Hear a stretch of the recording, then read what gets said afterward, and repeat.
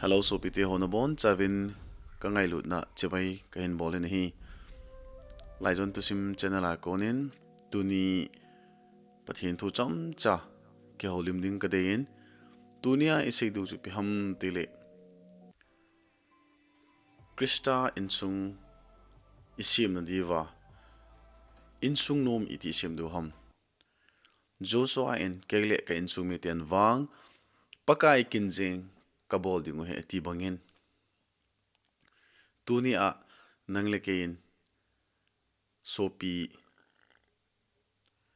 iti pathin mina hello le jisu krista zala iti christian insung nom isim du ham ti hi ka sei de hin tua kan sei di pa hi le insung hi iti phat de po du ham iti insung hi blessed home hi thei da ham hinge asunga cheng insung mi te chu kilung to dil dil ding nu nem ta jalhai ta hel jindo thim minu hingai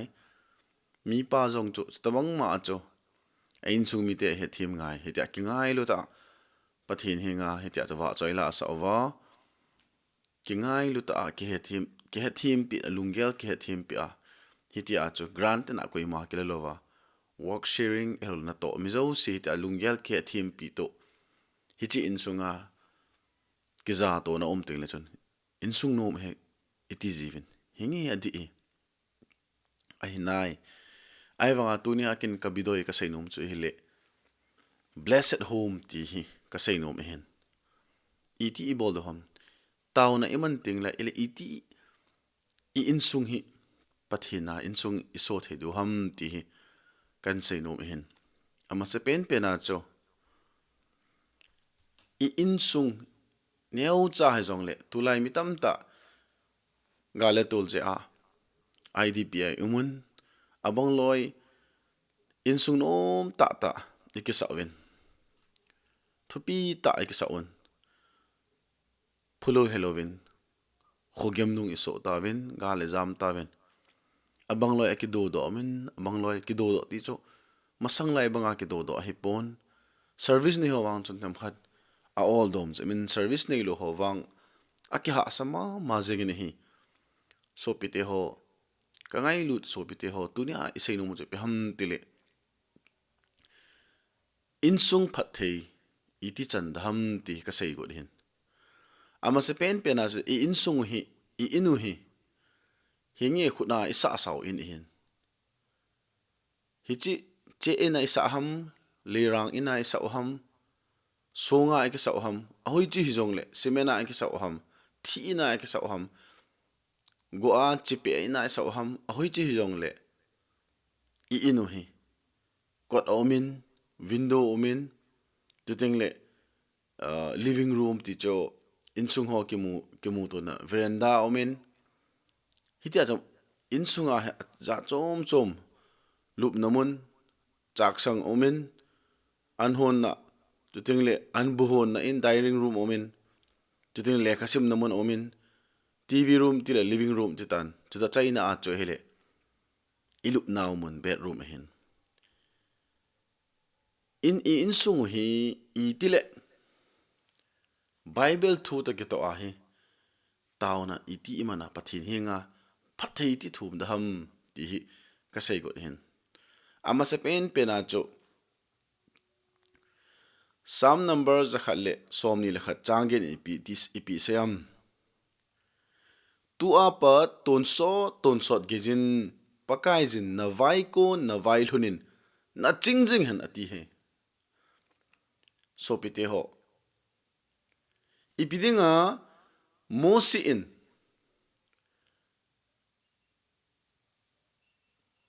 Israel mi te cho gen the na farao pa ko ma farao leng pa ko nga hitia asu gen the wa cho kum som lian asu gen the Israel mi te cho noi mi ga ma so tola men hicha a cho mosi in na ha do lo wa hele pathin gaw sam na chan di atia farao leng pa jong chen e ho pathin Israel te pathin cho anel pe ena cho phu ala pathinin a income wa abang wa kot wa kho pathian in thu pi nung zia mo si cho thisan anu le pakai thagaw pakai van til honga zana ina thisan ma lo se cho chapang alien pe na ping thi e atha ga ma su mangam ke e hi chun ave cha pe ham tile akot cho thupi ekatin hi bon tu ka sei nom je pam de jisu krista tisan pathianin koima agitep nahi asubulit te ekatin nom na hin hi chalaya kot hi athupi nahi ka sei nom che hele abang ka adong ki nu lo akot na ki nu hin in kam akot na ki nu hin tisan ki nu hin akot de tauten e ho he thiding hin so pite ho na jinu ham na ji pa ham na cha te ham school ache na ham hello le khola ache na ham na ji pa jong chu office na tong mai thei na ji pa jong chu lok vai ko na tong thei hello le thing thiem bol mi hello le karbal bol hitia he za chom choma insa ham hello le government na tong ham police ham tam ta hi mai thei he nisha ina hung kile lo mai thei hin so pite ho gampa ma uma sumlo a hitia akum kuma alha ki gimuto jong tam ta insung ki cho hi ji a chu minu khat na hi na zala chu el mi pa khat hi na hi zala chu hi chi bible chang hi isim khom ngai we need to read it na sam number khat som ni khat chun hi chi kot cha ko hi kot bula ko na chu tu apa ton so gin pakai jin na vai thunin na jing han tile kot na ko na chu in kot na ko na hi iji pa ham iji nu hom acha te ham i vai kon sele pathin hinga phathe ki pa thu se jing de he ti hi in sung mi te so pi te ho ka sei no min hi mi nu ho de dia he hi chi hi apaya poimo hi na cha te ahung hun jong le na ji pa ahung hun jong le na te apung hun jong le hoi chi jong le akoi dinga te pile te mo nu hin hi chi insung ke pa na dinga chu pathin insung chen na hi na dinga chu na kot bula hoi te in kilhavin lang kilhau hitin pathin hingin hiti hin tau na mo te ikot tu hitin pathin ka insung ka in hi mi bangin nom ta in sumlapai tam ta in kasulu nin kasajau poi ama wang hi chikot hi thil phalo ho akon e hoi do na kot hi a chutingle hi chika vai kon ka vai lhun na azong nangma lo pi nangma phathei ka mu a loga so ham kana to ka thim bol na hela horai mon na ka chen a nangma ta ka thon jinga ka vai kon ka vai lhun na lo pi na ke phone na mo pi na ke mu na in ka thuna insung mi te to mel ki pa ta ka vai lhun naw hi chik ko na hin phathi thumin ka ti ko na lu lo chu ko cha lu chu gu cha he cho window alu chu gu cha he chu me hi ya ka sei no he so pi te ho ani ni in tu lai on living room itivin tv koi naw hello le ikichep naw mun living room he pathin tu te ke to in iti phathei thum nu ham iti jinho ahung teng le hi chi living room he iti pathin lungdeya phathei nei thum du ham ti cho sam number zakhala som thum na thum chang khat ve hote vetan sopi ke pum khana achen khom ting iti phana pha lunglai hetam ati cho amen sopi te ho dunia se no ham tile living room a hi sopi khat le khat tile na insunga nangle na sopi na una naw jong ati hong hi mai the hello le minu mi pa tinga chu asopi nu asopi pa a insunga maljin ka tipon khulai leng ahung ting le sopi khat ti na hin ema to a meaning pen hi ya hele insunga insung mi member a family member a na naw nu ham na naw pa ham na u nu ham hitia cho sopi siblings ho hi cho ki pal thanom ta insunga kina kenilum lowa nui hi hewa hitia hi chamde la tuila nga banga longdil de la hin kho iman thia bible na se chola vetan sopi ke pum khana achen khom ting iti pha hitam lunglai hitam ati chu pakai mit vet denga jong lunglai hi sopi te ho hi ja i living room hi tu hin ipi e ho society value hen insunga minu en bu honding mi pan ti vet ding achate game ki chem ding kuima ki ke hotel lo chola minu ate pi pon khoi ding hita kuima ki ke hotel lo cho 1990s khang la ya cho tv khat music ki ve khoma ki elo le tv ma sa ki ke khoma hi cho tuai ve na le kuima ki ke hotel mi lo sin if ikhoda phone ta cho game ki chem ding loi Instagram mang ding loi Facebook mang ding loi hitia cha choma hichi 21st century a khan to na latest gadgets hoin in kho zo se hi night kana im wang wa he ei su gam la de cho hichi ei su gam la de ka ti ne hichi explain na dinga he ka sei nom pe ham tele ipidinga insung khana he hello le nang le ke hello le nang le no lo khat hi na ki na ho ne cho el nang ma cho na ma cho night kana no mon cho na mai na de pa hon na ki su to di chon ki mat di chat ai ma ha ta na pen hona na ki sam to cho na thu kala lo atil khaden nang thu ya kala de dham nei noi se ham atil khaden henge ka noi se nge dham tia ki ni la ki khan to di ng cho a hi le hi te ni chu ipidanga ki na hon ham akina hon aji chu sei pong ting ibidanga amani ki sam to na ham nai cha na mo cho why a ohon ki to lo ham ki to hon chula na ale mi khat chun a o su nim te subdue bol te ning ati cho ipizi ham so pite ho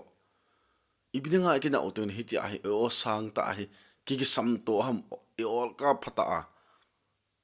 but su na nga yo cho e ho e mi te he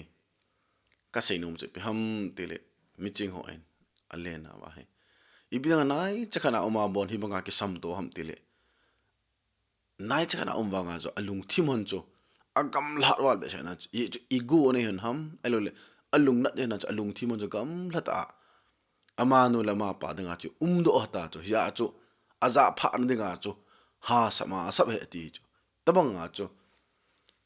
to living room a chu kina nan mang po tin kingai lu ten hingi tu lai no me ho di pasal ho di hin sopi iunu upa hi grant na kila cho koi ma atam zo hi unu upa ki di hi se tha jisu krista pathina kingai lu na pa ki ngai lui mi ki tam lo cho mobile ja ki kina ham elo an unu ane ya na pa ane lo ana pa so game ki chem no unu cha mi te ki chat no hitia cho min ki kina do ji bang lai ana pan game ana install ji a unu messenger ho elo le Instagram ho na delete pi ata ki gina ata wa tam ji hen aku mong ke bang thim di ho chole au nu mo ka ji hete na hitia hin sunga tam ta da lo de he kamu kha lo wang na obviously de cho hitia ha ka het wang ka za tho ji in na hijia atam zo in sunga hi nu le pa te dinga elminu le mi pa dinga hi ve na hi le chapang ho hi chate ho ki pal than ta ki ngai lu ta he o hi che ka de ka ngai che he o ti hin lang le au nu ne u pa de nga hin ho no ma no mi cho nei pi tak ka du lo pi chin tang tel na kin ham ti ai ki sam to cho atam zo very very granted na ki la ha che me nu le pa te nong chon da nong ki hil thei ma no I chate because a skula I che da courtesy yong ki hello isanga le no za yong ki hello he o he ni he gang ki ti lo inu le pa thong lal ko ase tele boss nu le boss pa dam nam hichi choi ho tu lai emi te ni society ni bol khela ka khang to na ti an nu le na pa bon boss pa na tele boss to he no he pa ki he cho you cannot call your mother and your father boss nu and boss pa boss is just for corporate sector I bo chume na boss pa chu na lung thai le wala jing na pe do thei cho he wa he no he pa tho nu le pa ten italung ha no i pe do di chola cha te ki chole hi ja ai tu lai khang tha ten tu lai khan to nai man ham iza cha do ham boss no le boss pa hin ti ji po de ka ti hin ki jong ka mang ji pon loi le golon an man tilen ka ngai nom ji lo na boss nu le boss pa they are not our boss ya they are our parents inu le pa che me gen thei tai ko in va o cho he no he pa i ban ti ngam lo ham na ya chu we should abstain chi man lo te te de nga so pi ule now loi le gol pa te ho ka hin ti na o athum chan a hi chak sang te taute me hon na bu hon na in mun atam zo tu lai ho society a he minu te ingan se jivin na tam zo hi ni me ho he bu hon le me hon de nga hi poi iki tho the chana la tu lai pasal ho long chu me hon thiwa the hin na tu lai di di a he culinary arts tama tam hi cho bakery ho long pasal ho thiwa thi me he ka sei nom pham tile ki tho khom jingotin bol khom jingotin mi pa te ho jong chu nu me ho dinga chu granted la potin nu me chu now e sop de le le pon nan chapang ho diaper khel le de pon we have to share the workload nga yen cha sang hi iti le pathin phathe na chang the ham cha sangang cylinder chula adang dang tam tam so po ke the cho so pi ai wanga po ke lo chana na hung jim the chu amawang pathin phathe bu iti chan du ham cha sanga he Bible tho akona Jesus Christain seju hon tauna hila chi ti holom tia cho Matthew bungup chang som khat velew hen Jesus Christain e hil na wa khop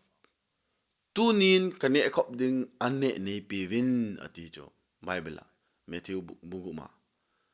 that means that hi chi ho cha sang ma hi ne le cha pungjing ngai na ne cha bel cha bu kem lo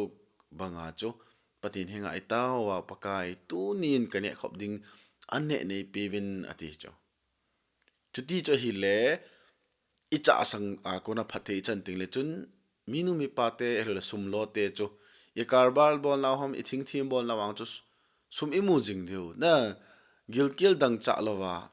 lo du cho chunga leng wachaten bon muchi ho tu lo wa asim pa pathin ne dinga pi chula za nang la ke mi hi mi an cho ne lo chala wa e koi lo de so pi te ho hi ja cho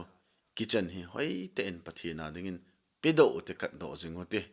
ti cho ikitim nom na he so pi te ho avelin khila hi chi chak sang muna hi kina anan mang potin an tui ta ke ho ne ten tui hi jong le an kam chegop tui tia lung lai se lai ne yong ki pa a sa vo sa na tui ta na ke ho na ne kina na sang bo me na ke ho lo wa ne sang wa cho to na khana min dol go bi hen lang be che go ti tai e che to na khana ke mo na be che pok atin vai pe pa ham be che pok ka ne la ka du ti banga cho hoi chi jong le me tam hele an kam che go bi jong le ke ngai lu ta ne khom le tu ye tin hen ali chan na cho anin khon min zo ting le holai in chai du tam dining table na tu lai mi tam te in dining table ki mang tan masang lai e ho ne lai a chon ke ho ne la 1994 1990s lai a cho tu la ke ne cho le rang ina ki chenga bong e a vai kiloi ji a inu thon bu an thu te bu ka di ki du ki in tin chi zo chang me yong ka te poi ko pi chang me di ken ka du in ko pi chang me ki hon te tu ya na khut khalang ki son in to la chun ga dap hiu hi chet le to li na he no wa no men tu a koi ma cha tul to bu ane he ke be se ta bun ane azong le phe ki pha ta nai ho langa ne job lai cho ma sang lai 1990s khana ki phe ki pha lo cho vài cái loại gì thôi thì na khôi gạ cái chạm cái loại bay gì cho kitchen sale gì na tôi lại khăn tàu gì hàm miêu xin cement in mang ta vin art connection gì ta lâu cho tôi lại đi đi à khó khăn tàu ho na thi thi vin ấy ti yo cho pi gì ham til mà sang cho hele fencing ho hi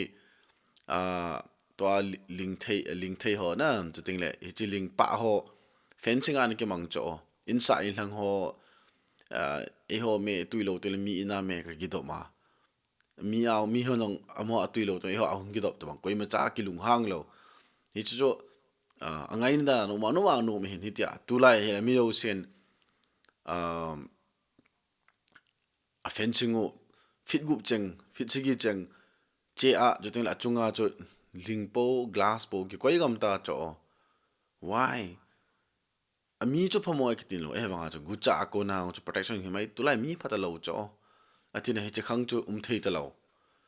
ma sang lai cho le ling thei mi ling pa ko na ga cho la ki ke la thei cho inside lang ta na direct a ki che thei cho ka se nom pham te le hi chi an ne khom na mun dining room hi sol cha bung ni chang som li lu veleo han pathin tu ni pi sayam chule ni se in lung khat ta in ho ina gun chu ta in a det jingun a in hova chang hla asam ke on ki pa le lung khat se pun an anajibin hi pathin tu thing sim do now pathe bu han lang hi chip bible chang sol cha christ jisu christa ki khet bi across a vana kal do zowa en tok muna kona christian hong ki hin sol cha te hon an christian follower of jesus christ na a hi le kilung to ta nai hin khu man cho tu lai christian ho to masang lai christian ho ga agele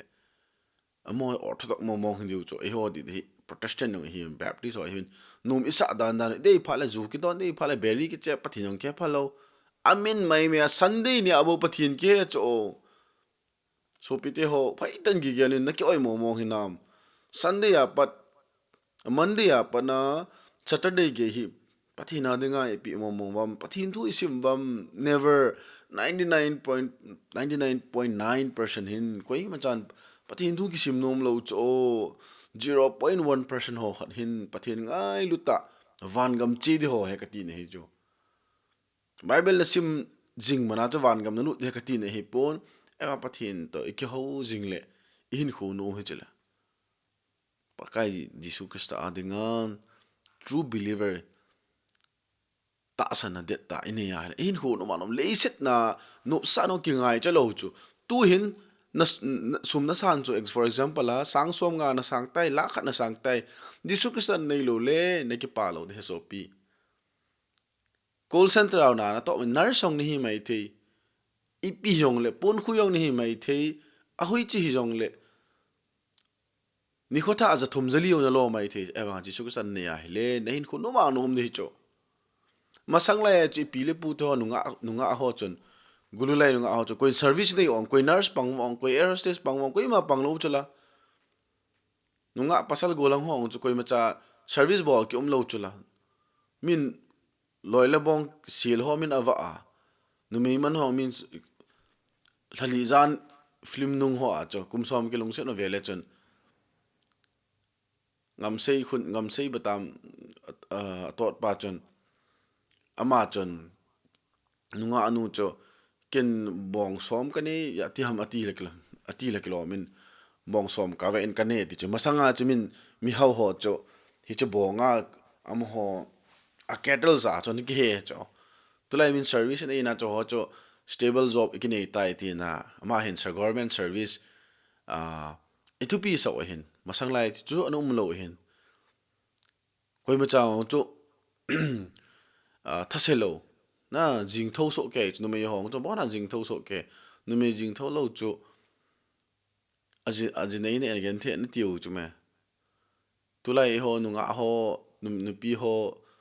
no isa dan hi masang lai pi le pu tho ga gyal ta wang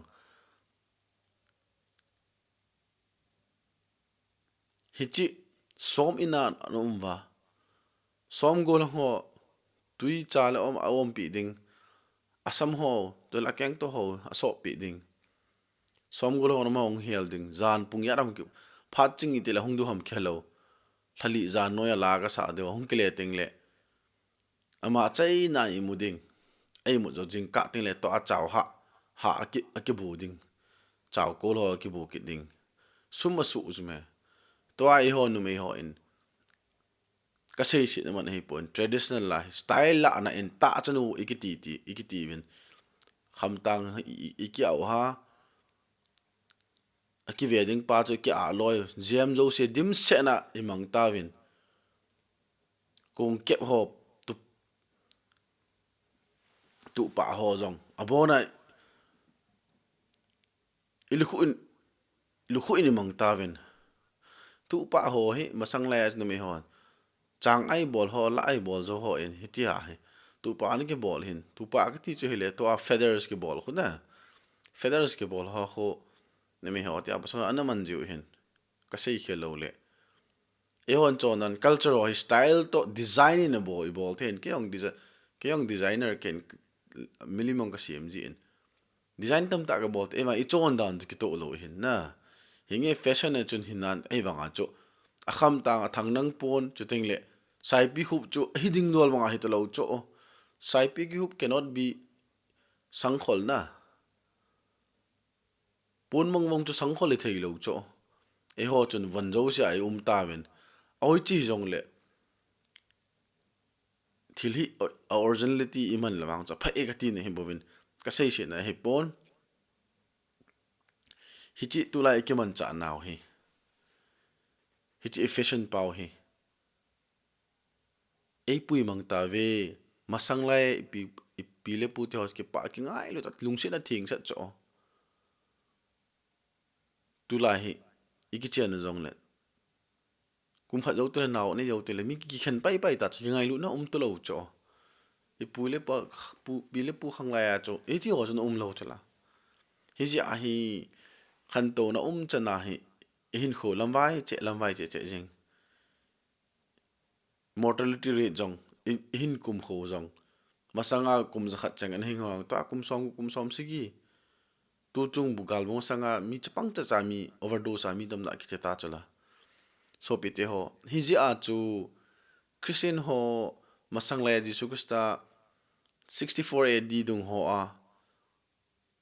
christian ani ho to tu lai christian hin khomandan aki khit dan ka ga agial ji le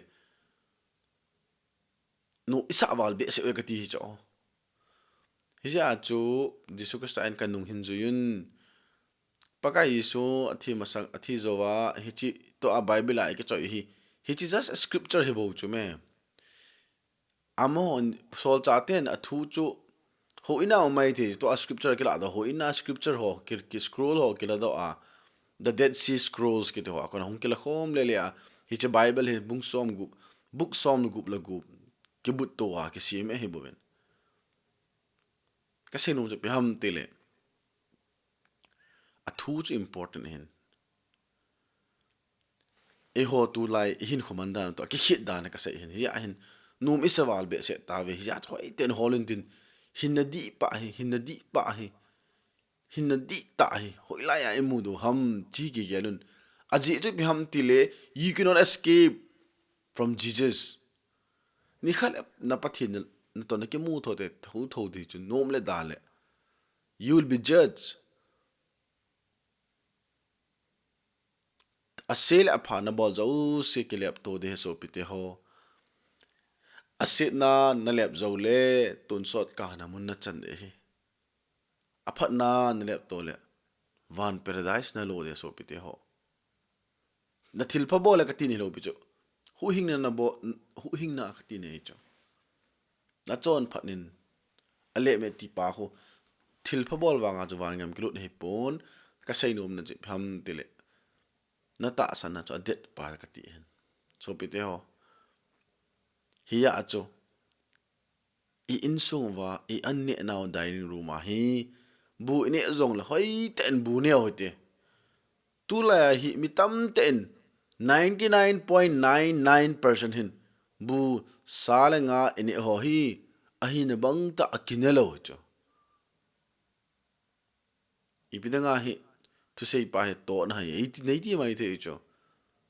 kin I have my own reason tu ni a san ne nga na ne cho na ku picha alme na ne cho ai lo ankam na ne cho ai lo le apple na ne cho mango na ne cho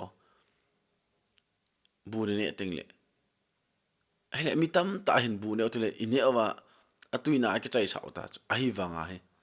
tu ni akan se ya ko na he thil khat an bol min lang kelung gela ong kelangin epalam khat ne tai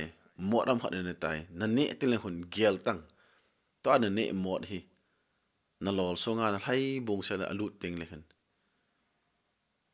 na lung thimin gel la chun atui na za chom de na ko pi chal me na ne ting la atui na za chom ne gelin lang ne ina thain lang to ka ne ka tisana pang de hin e to apple le banana ka ne hi mod ka ne hi mango hai the ka ne hi atui nen gelin lang kalau so nom tan chin ta tin gel tang khat ve chalanga pau ding fun long bet ding langa to ball ding kop le kai tho tele ibuni pau hi amining pa he umlo ba hi cho ya chi digestive system oi so alu tele chon aso so so hen ta leng lu na hi cho ya nutrients om di ho jang do thai lo wei cho ya az bu ne tel o cha neo tin tuite en gelu tin neo te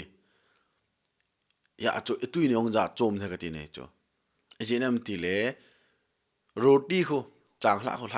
lai le hung thum di cho carbohydrate um cho tabang a cho bu lai niam te la khon ilung gelo no ma hi cho hi ja chu hi chi dining room hi sei jui ho sol cha bung ni chang som li lu ma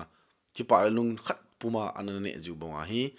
in sunga dining room hi kin na anan mang po te fon vet na mang po te kwai do ti pathina ki tu to tin pakai anjon na enole pakai an tauna amang loi jong umin hoi chi jong le se na umpon 18,000 la pakai ane ding ni pi jin ka ki pa e ti le ki chai jeng cho adang kop la ka yong thu ngai di poi kilung to la khat ta um du cho to pi pe ne ai le anga na min achai lang ka pha de tan ile kha sim naw mun chapang ho ai lo le minum pa te le kha sim num jong le kha sim na mi dong sen ke ne yo pon na tu la e ho e vai cha ji ham cha sang jong lup na jong drawing room jong bedroom jong bathroom na bona ke bang he na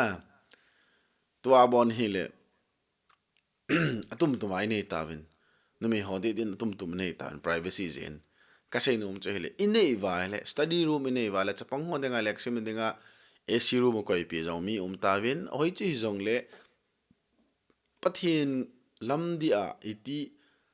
chapang ho lek sam namun hele che study room a hi iti phathei pathin nga thum da ham ti cho proverb bungsom lagup chang thum ipi sem na bol na to chan chu pakaya pedo zengin chutile na thilgo na bon chalol hing de ti cho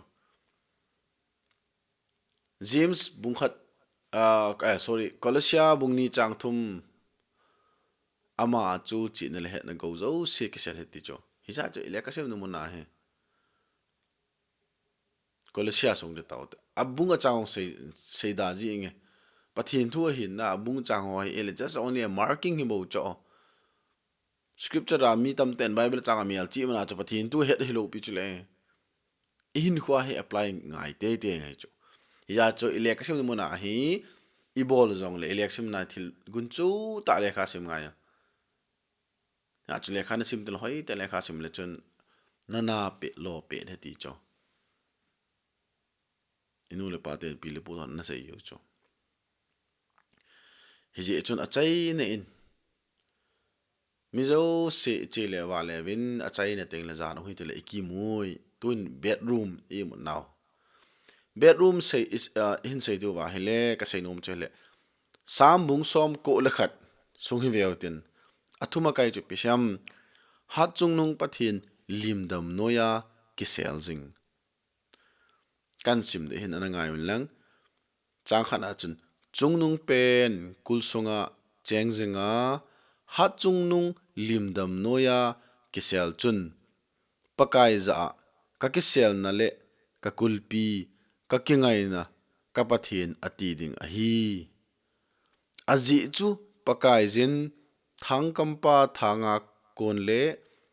thina thei gamna hi se langa zong na hu do ding hi alhaving tenin na hojin tin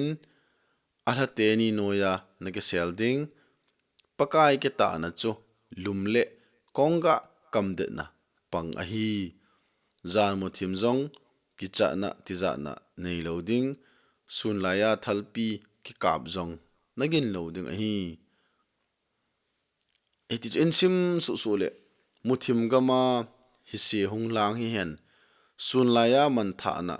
hung hlung hi zong le nagin lo ding a hi nazit na veya mi asang sang din thu hen nazit lama sang som thi zong le na hin phapon te namit na navet mai ding a hi pon mi galo chunga phula chu namu mo mong ding hi izene miti le pakai chu kisel na nanei jin kisel na nanei zen ha chung nung chu chen na nanei tai amen na chunga thil se hung hlung lo ding ha sat nan zong na pon bu hin phapon te aji chu pakai jin avantil te nang din tilin tin na ki he na lama na nga jing diu a hinai vantil ten a khut ovin na domun tin songa na ki palo na din na dom khangun te na dom khangun te ti chu sakei le gul sezong na pal zel zela sakei no le gul na chil thang na chil thang ni hi aman e ngai lut a e kol cha je a ka hu do ding kamin he je a ka hu do ding hi e hin ko ting ka ho ding gim gen theina ka pi ding ka hu do a ka choi a ding hi hin khu so na ka hin sa alung na ka chim sa ding ka mi hu hing na ka mu sa te ding a hi ti cho sam number som ko le khat pathin in the things sim na pathai bo pe taw hen azo sen tu ni a hi yon I ma chai ge lo mai the cho pathin thu sim ting le hin in sung hi le neu le so in hin lang chi pe in hin lang hoi chi in hi zong le in sung khat chang hina family khat chang hina cho iti pathin ko ma zalai thei ham ni sen hi zong le thakhat in khap tan khat ve be pathin hingin in sung amunin apindanin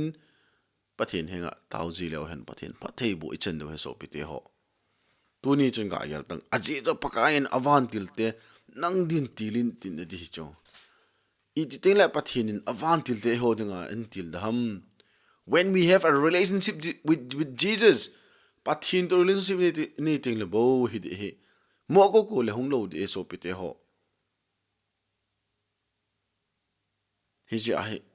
hoi tan yal in sung hi pathin in sung in chen na hi theina dingin angai zo se kitilutin ilhaga hin ko kitilutin pathin tu simjingutin so pite ho pathin tu na sa po te nangma na to na bol na leishan a hoi na fana na loi nu me ho na loi pasal ho a hoi ta actress ong mintin actor ong mintin thil phawan na thang si tam ta mai tu lai di ki thang se to cho ai golun ne loi la golun hi che ne le eong ne ti te ding aman che bol e eong bol te ding ti e mi ti copycat hi u cho khat hong se le chon khat su ha te ding hi che hi na hi ja hin so pi te ho in sung hoi tan ki sim tu wi tin chu ting le society ho no chom chwa hong nom de hin tu ni a patin thu a in sung thu a chom chai ke ho naw hi chan hin ngang ting muntina ka sopik sangam lo se pathin ne bo jing han lang ho zo hai ten taw na mang jingun lang na in sung na in chen pathin pathei bo hin dingin velin hingwa ka hin tim kin hi a chainan muntina ka sopik sangam na bon chaven suntin chebai zantin mangpha